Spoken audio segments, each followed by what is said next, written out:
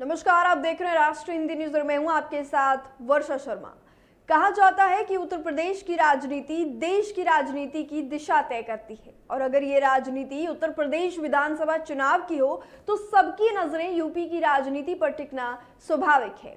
आजकल उत्तर प्रदेश के राजनीतिक पटल पर कुछ ऐसी ही हलचल देखने को मिल रही है। उत्तर प्रदेश में विधानसभा चुनाव का बिगुल बज गया है। 10 फरवरी से विधानसभा चुनाव होने जा रहे हैं। भारतीय निर्वाचन आयोग के चुनाव तारीखों की घोषणा करते ही राज्य में आदर्श आचार संहिता लागू हो गई है। इस दौरान सरकारी मशीनरी चुनाव आयोग के नियंत्रण में रहेगी।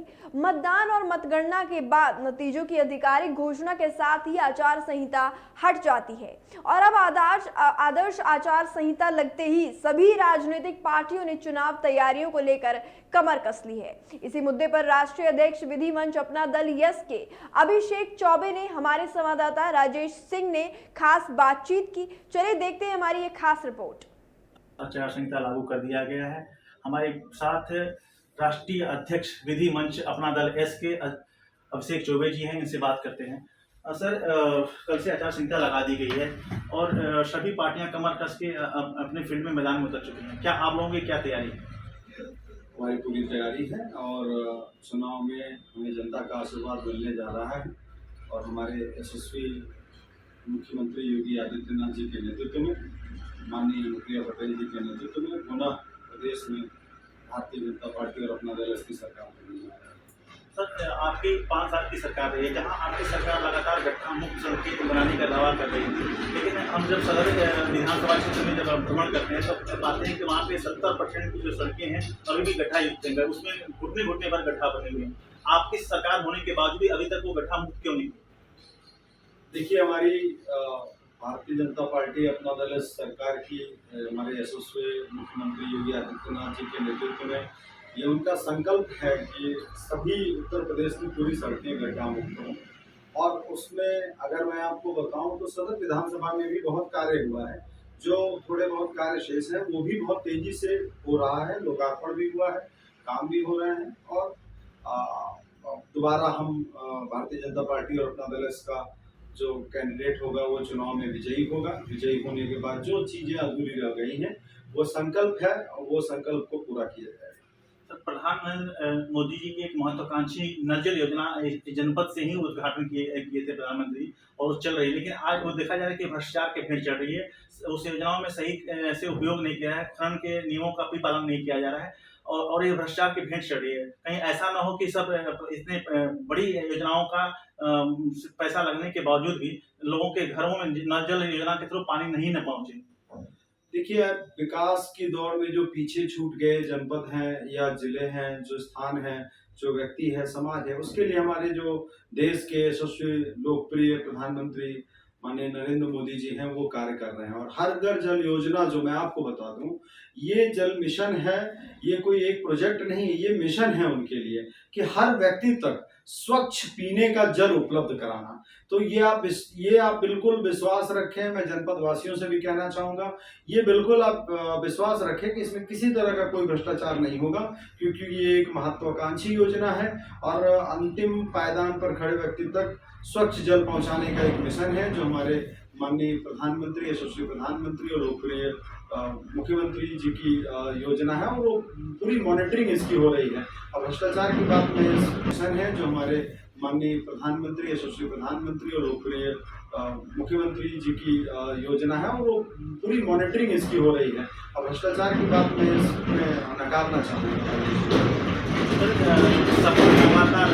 दावा कर रही है जितने भी हमारे जो काम थे उन सभी कामों का यहाँ के सदर विधायक जो थे और उसके लोकार्पण किए हैं और सभी काम हमारे द्वारा पूरा किया गया था। और एक स्कूल का हमने दावा किया था कि ये स्कूल जो हमने सब कुछ बना दिया था, बीजेपी के जो सदर विधायक थे एक भी ईंट नहीं रखे थे और उसका उन्हें लोकार्पण कर दिया। देखिए, अब इस पे मैं क्या कमेंट करूं। अब उनके नेता जैसे उनके नेता होंगे वैसे ही उनका भी बयान आएगा। हमारे आदरणीय पूर्व विधायक जी के जो नेता हैं, परम आदरणीय अखिलेश यादव जी पूर्व मुख्यमंत्री, वो भी सारे उत्तर प्रदेश के जो भी कार्य हो रहे हैं सभी कार्यों को अपना तो वो लोग सभी कार्यों को अपना बताने के सिंड्रोम से पीड़ित हैं। तो पूर्व विधायक जी अब क्या इस पे टिप्पणी कर रहे हैं, उनको कौन सा सिंड्रोम हुआ है। दूसरे अब जो हमारे आदरणीय भूपेश चौबे जी हैं जो सदर विधायक थे, निवर्तमान विधायक हैं। उन्होंने काम किया है। जिन काम को भारतीय जनता पार्टी अपना दलस करती है उन्हीं का लोकार्पण करती है। दूसरे के काम को अपना बताने का जो सिंड्रोम है, जो एक रोग है ना, वो इनसे इस चीज से वो लोग पीड़ित हैं। चुनाव आयोग कल जब एक घोषणा किया तो उस घोषणा में उन्हें संपर्क और जनसभाएं करने के लिए उन्होंने मना कर दिया और वर्चुअल मीटिंग पे उसने ज्यादा जोर दिया है।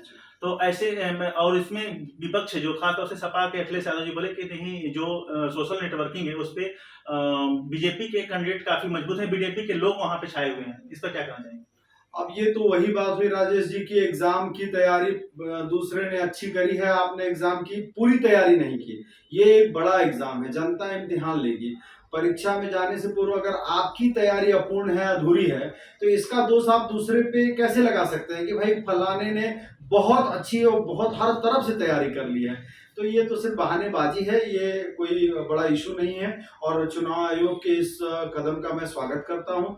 ओमिक्रॉन और के बढ़ते खतरे के संभावित खतरे के बीच में चुनाव आयोग ने बहुत अच्छी तैयारी से, बहुत अच्छी सोच से ये चुनाव कंडक्ट हो रहा है। सर, अभी चुनाव में जाने से पहले 1-1.5 महीने पहले की बात है, एक मकरा गांव था जहां पे सर लगातार मौत का सिलसिला शुरू हुआ था और उस परियोजनाओं में आपने काफी बढ़ चढ़ के अपने PIL भी दाखिल किया था और आगे मुख्यमंत्री जी को लेटर भी लिखा था। तो उस मामले में क्या प्रोसीजर, क्योंकि आपकी पहल काफी सराहनीय थी, जो जैसे लगातार वहां पे मौतें हो रही थी, तो उसमें क्या रिजल्ट निकला? देखिए, मकरा में और मकरा के आसपास क्षेत्रों में एक लोग बीमार हो रहे थे, लोगों की मृत्यु भी हुई। करीब 35-36 लोगों का जो आंकड़ा स्वास्थ्य विभाग का है, वहाँ उतनी मृत्यु हुई। एक रहस्यमयी बीमारी, उसको आप सिर्फ मच्छर जनित रोग भी कह सकते हैं। बरसात इस बार ज़्यादा हुई थी, थोड़ी सी लापरवाही रह गई थी। जिनकी लापरवाही थी उनके खिलाफ कार्रवाई के लिए, जांच भी हो रही है, कार्रवाई के लिए भी लिखा गया है। मैंने स्वयं अपनी परम आदरणीय हमारी यशस्वी नेता माननीय अनुप्रिया पटेल जी, केंद्रीय मंत्री भारत सरकार को मैंने पत्र लिखा। तत्काल उस पत्र पे माननीय जी ने माननीय मुख्यमंत्री जी को पत्र लिखा और उस पर कार्रवाई हुई। यहाँ तक कि मुख्यमंत्री जी के निर्देश पर स्वास्थ्य विभाग की टीम मकरा में व्यक्तिगत रूप से पहुंची और सारी व्यवस्थाओं को जांचा गया और ये अब कवर कस ली गई है कि दोबारा इस तरह की घटनाओं की पुनरावृत्ति न हो। तो एक थे अभिषेक चौबे जी, राष्ट्रीय विधि मंच के राष्ट्रीय अध्यक्ष थे, अपना दलियत से आते हैं और जो अपनी यहाँ की जन समस्याएं, जनपद सोनभद्र की जो जन समस्याएं। तो देखा आपने हमारे संवाददाता राजेश सिंह की ये खास बातचीत। ऐसी ही खास बातचीत हम आपके सामने लाते रहेंगे, क्योंकि जब तक चुनाव नहीं हो जाते तो ये सरगर्मी जो है वो बनी रहेगी। विपक्ष पर निशाना साधते रहेंगे लोग और अपनी खामियां छुपाएंगे और दूसरों की खामियां को गिनाने में लगे रहेंगे। फिलहाल के लिए इतना ही। बाकी देश और दुनिया की तमाम खबरों के लिए बने रहिए मेरे साथ और देखते रहिए राष्ट्रीय हिंदी न्यूज। जय हिंद।